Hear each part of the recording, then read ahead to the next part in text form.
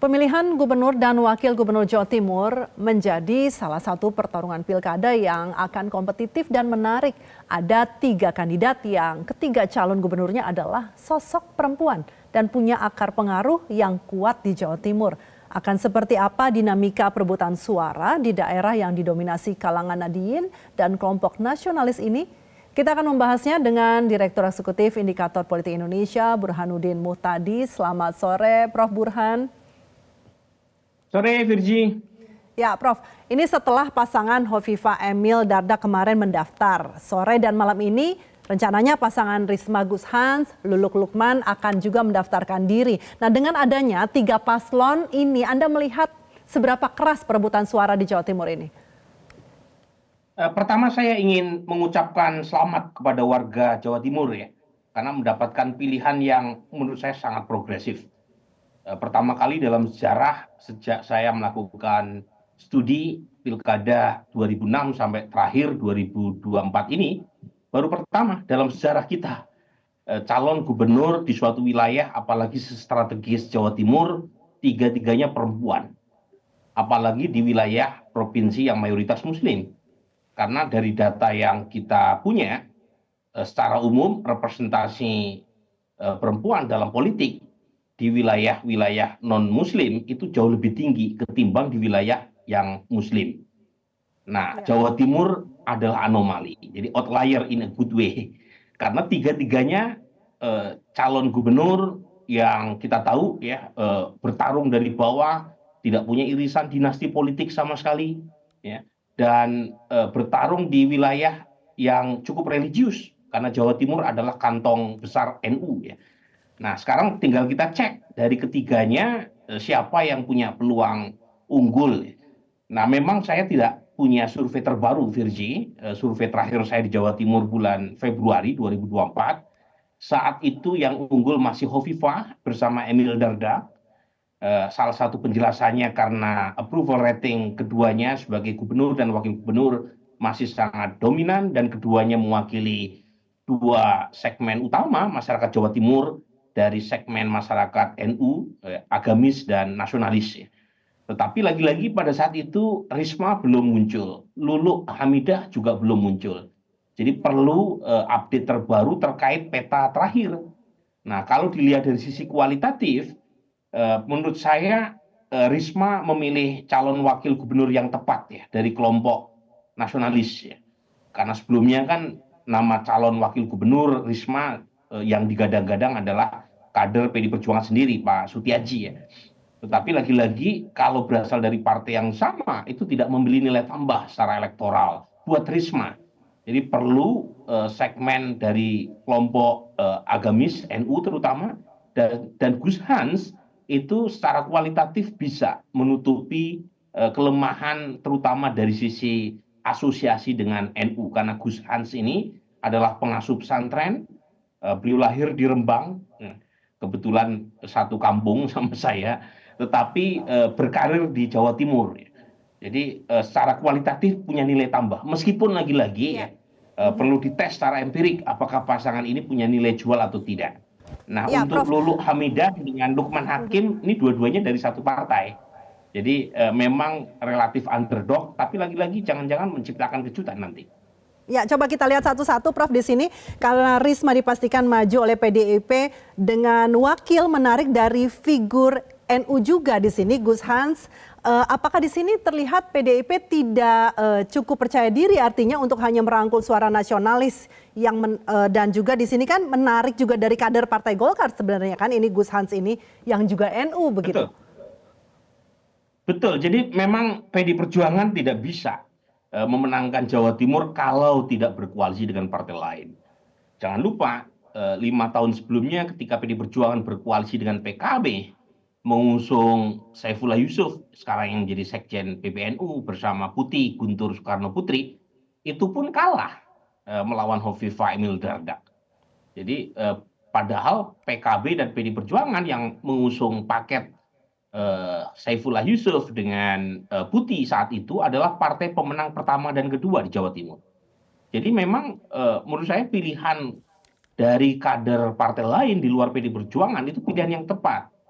Nah, buat PKB ini yang menurut saya menarik karena dua-duanya dari kader PKB ya, Lulu dan Lukmanul Hakim ya. Menurut Ya. saya itu kurang pas ya karena bagaimanapun PKB memang kuat terutama di wilayah Tapal Kuda, basis-basis NU itu ya. Kemudian wilayah sebagian Pantura, misalnya Gresik, ya, Lamongan. Tetapi di wilayah Mataraman itu kurang suara PKB. Itu basis-basis kelompok nasionalis ya. NU itu Virgi di Jawa Timur itu minimal ada 4 klaster. Ada klaster Madura, ya, itu Dapil 11, isinya 4 kabupaten, Sumeneb, Pamekasan, Ya. Bangkalan, dan Sampang. Ya. Kemudian ada Tapal Kuda. Tapal Kuda itu secara kultural Madura, tetapi mereka berada di wilayah Jawa Timur, ya, wilayah seperti Pasuruan, Probolinggo, kemudian wilayah seperti Bondowoso, Banyuwangi. Ya. Nah, di sini mulai mix tuh. Hovifah cukup kuat di basis ini. Ya. Nah, kemudian juga ada klaster Mataraman, ini basis kelompok nasionalis. PD Nasionalis ya. Perjuangan sangat kuat di sini. Kemudian ada Pantura, ada Tuban, Lamongan, Gresik, dan ada Arek ya, itu wilayah seperti Malang dan Surabaya. Risma cukup kuat di situ. Jadi lagi-lagi sangat beragam. Tidak bisa keberagaman warga Jatim ini itu digoda ya oleh satu paket cagup cawagup yang berasal dari satu klaster saja. Jadi harus sevariatif mungkin merepresentasikan keberagaman warga Jawa Timur. Tapi kalau kita melihat sendiri dari figur Lulu sendiri di sini, Prof. Burhan, waktu jadi caleg untuk 2024 kemarin kan juga belum berhasil ya. Apakah memang di sini upaya yang dilakukan PKB ini sebenarnya hanya menguji kadernya saja dan kalau menang ini bonus atau memang sudah tepat sebenarnya pemilihan dari calon ini? Iya betul, memang Mbak Lulu ya, saya kebetulan kenal pribadi beliau, pernah menguji peruntungan di Dapil Jawa Timur tetapi belum berhasil. Justru peruntungannya itu ada di Dapil di Jawa Tengah ya. Kalau tidak salah Dapil Jateng 4 ya, itu Ya, wilayah ketika Karanganyar, 2019 justru ya. kemudian Wonogiri dan Sragen ya. Jadi bukan di Jawa Timur. Iya. Justru yang sukses orang seperti Nini Walviroh ya, itu di Dapil Banyuwangi dan sekitarnya, tetapi tidak maju.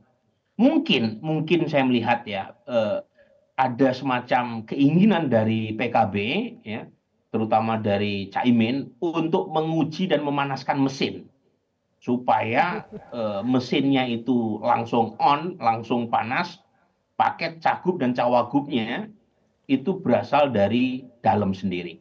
Tetapi pengorbanannya besar ini ya buat Lulu maupun apa namanya Lukman ya. Saya tidak tahu hasil pemilu terakhir ya buat keduanya apakah lolos atau tidak lolos karena aturannya ya menurut aturan main ya kalau maju dalam pilkada siapapun kalau terpilih sebagai anggota DPR atau DPRD harus mundur. Tapi lagi-lagi mereka sudah sampai pada titik nggak bisa mundur kan, the point of no return. Jadi ya harus all out ya.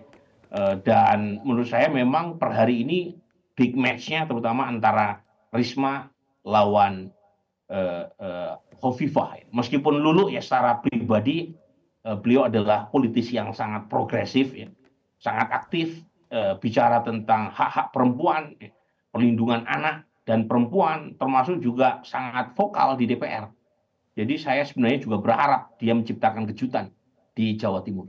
Tapi sepertinya kalau isu-isu yang pada saat itu tadi Anda katakan isu perempuan dan lain-lain sepertinya agak kurang bisa menarik perhatian ya sebenarnya untuk pada pemilihan gubernur seperti itu ya, Prof ya.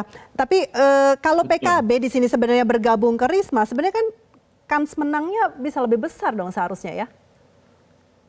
Nah, ini menarik nih ya, ini pertanyaan Virgi. Jadi awalnya kan karena ada hubungan yang kurang harmonis ya antara Hovifah dengan Caimin secara personal, memang sulit buat PKB untuk bergabung dengan paket Kim Plus yang bersama-sama mengusung koalisi raksasa menyukseskan paket Risma dan Emil Dardak. Padahal kita tahu PKB bagian dari Kim Plus kan. Nah, makanya kemudian ada banyak selentingan PKB akan berkoalisi dengan PD Perjuangan. Tetapi sepertinya kalau langsung mendukung paket PD Perjuangan itu ada perasaan kurang nyaman di internal PKB kan, karena dianggap eh, eh, eh, bukan hanya tidak mendukung paket Kimples, tapi justru mendukung rivalnya Kimples gitu kan.